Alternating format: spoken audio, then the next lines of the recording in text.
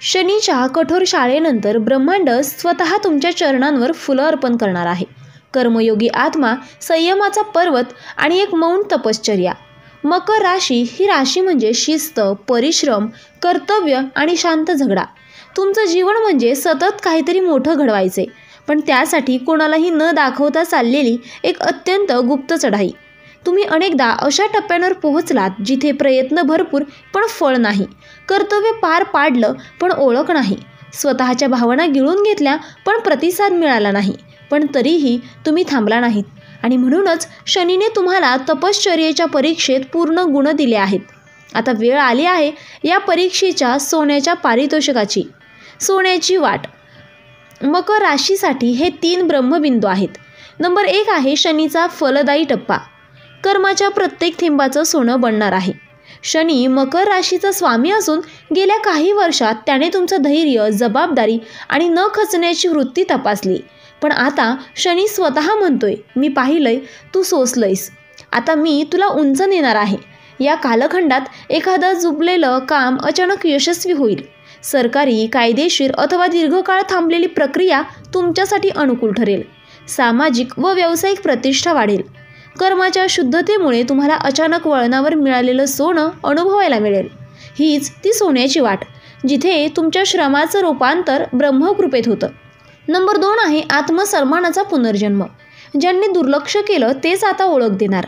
तुम्ही कधी स्वतःची जाहिरात केली नाही, पण आज तुमचं कार्य, तुमचा संयम आणि तुमचं मौन लोकांच्या हृदयात आदर निर्माण करेल. ज्यांनी तुम्हाला कमी लेखलं तेच आता तुमचं मत काय विचारतील. जे विश्वासघात करत होते त्यांचा पश्चातापातून परतणं सुरू होईल. काही मकर व्यक्तींना संघर्षातून मिळालेलं स्वप्नवत स्थान मिळू शकतं आणि तुम्ही अनुभवाल, नियतीला माझी आठवण झाली आहे. ही सोन्याची वाट म्हणजे आत्मसन्मानाचं पुनर्स्थापन, जिथे तुम्ही स्वतःला परत सन्मानाने पाहू शकता. नंबर 3 आहे कोणता एक बदल तुमची वाट पाहतोय. कर्तव्याच्या मागे लपलेली तुमची खरी ओळख आता जगासमोर येणार आहे. मकर राशीने कायम इतरांची जबाबदारी उचलली. स्वतःच्या स्वप्नांना बाजूला ठेवून तुम्ही कर्तव्यासाठी जगलात. पण आता ब्रह्मदेव सांगतायत, तू जे देत आलास ते मी आता तुला दुपटीनं परत देणार आहे, पण तुझ्या मूळ ओळखीच्या प्रकाशात.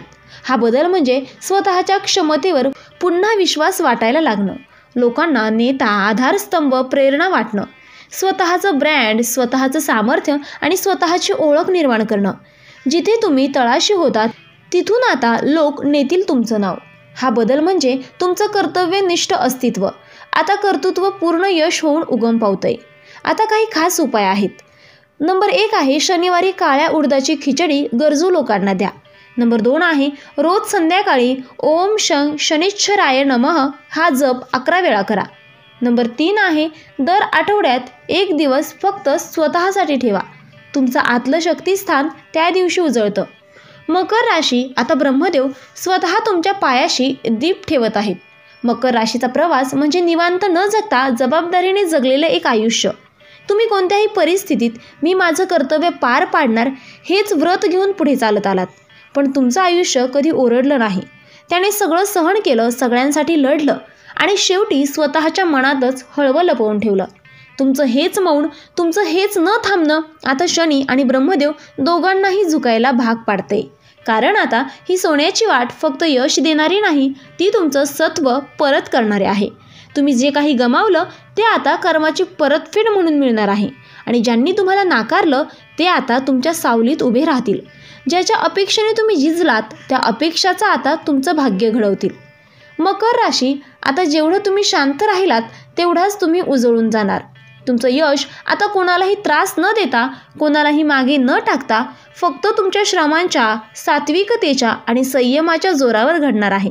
हीच सोन्याची वाट जी कोणत्याही शॉर्टकटवरून जात नाही, पण शिस्तीच्या, कठोरतेच्या आणि अंतरंगाच्या तीव्र ज्वालेतून निर्माण होते. आता एक गुप्त ब्रह्मसत्य. काही लोक गाजतात, काही लोक झगडतात, पण मकर राशीचे लोक इतिहास बनवतात. कारण त्यांना यशाचा गर्व नसतो, तर मूल्य असतं. आता वळू नका, मागे पाहू नका, कारण ब्रह्मदेवांनी ही वेळ फक्त तुमच्यासाठी ठरवलेली आहे. तुमचं नशीब फुलतंय, तुमचं सत्व उलगडतंय आणि नियती पावलोपावली तुमच्या मागे दीप उजळत चाललेली आहे. शेवटी एकच वाक्य लक्षात ठेवा, तुमच्या श्रमाचं मौनच इतकं पवित्र होतं की ब्रह्मांडाला त्यात देवत्व दिसलं.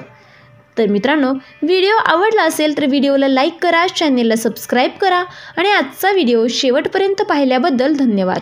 श्री स्वामी समर्थ.